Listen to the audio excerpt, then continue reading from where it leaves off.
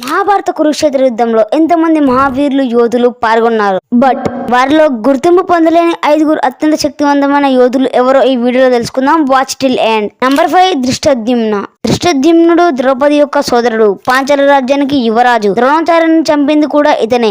ఈయన ఒక గొప్ప మహావీరుడు, కానీ అసలు చాలా మందికి ఇతని గురించి తెలియదు. మహాభారత యుద్ధంలో గుర్తింపు పొందలేకపోయాడు. ధృష్టద్యుమ్నుడికి పేరు ప్రఖ్యాతలు గుర్తింపు రాలేవు. ఈయన కూడా ఎంతో పరాక్రమంగా మంచిగా యుద్ధం చేయగలడు. ఈయనలో ఆ సామర్థ్యం ఉంది. చాలా బాగా యుద్ధం చేశాడు కూడా. బట్ అనుకున్నంత గుర్తింపు అయితే పొందలేకపోయాడు. నంబర్ 4 కృపాచార్యుడు. కృపాచార్యుడు చిరంజీవి. 7 చిరంజీవులలో ఒకడు. కృపాచార్యుడు గనుక గట్టిగా యుద్ధం చేస్తే పాండవులు నిజంగా ఓడిపోయేవారు. Yes he can. కృపాచార్యుడు అశ్వత్థామ తల్లి అయిన కృపి యొక్క అన్నయ్య, అంటే అశ్వత్థామ యొక్క మేనమామ. కానీ అతనికి గుర్తింపు రాలేదు. కృపాచార్యుడు అంత శక్తివంతమైన వాడైన దుర్యోధనుడు లెక్క చేయకపోవడంతో ఈయనకు గుర్తింపు రాలేదు. అదెలా అంటే దుర్యోధనుడు తనని సైన్యాధ్యక్షుడిగా ఉంచి ఉంటే పాండవులు ఓడిపోయేవారు. సో అబ్సల్యూట్ గా గుర్తింపు వచ్చేది. But he didn't get. Number 3 Ashwatthama. Ashwatthama అందరికీ తెలుసుండొచ్చు, కానీ తనకి గుర్తింపు పేరు ప్రఖ్యాతలు ఏమీ రాలేదు. అది మీ అందరికీ తెలిసిన విషయమే. ద్రోణాచార్యుడు తాను ఎంతో గొప్పవాడు అవుతాడని కలలుకనేవాడు అనుకునేవాడు. బట్ పాండవులపై ఉన్న పగతో కౌరవుల పక్షాన్ని యుద్ధం చేసి చివరికి గుర్తింపు పొందలేకపోయాడు.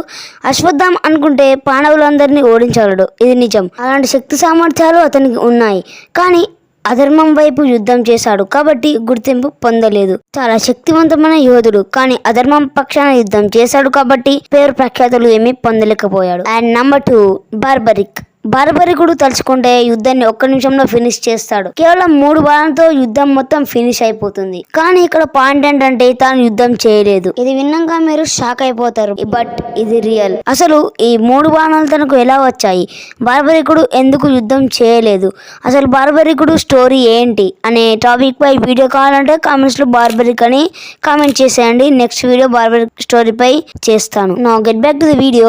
బార్బరికుడు ఎంతో గొప్ప వీరుడు, కానీ గుర్తింపు పొందలేకపోయాడు. Number 1 wait. మీరు ఈ వీడియో చూస్తుంటారు బట్ లైక్ చేసి ఉండరు. ప్లీజ్ లైక్ చేయండి. So number 1 Nakula సహదేవులు.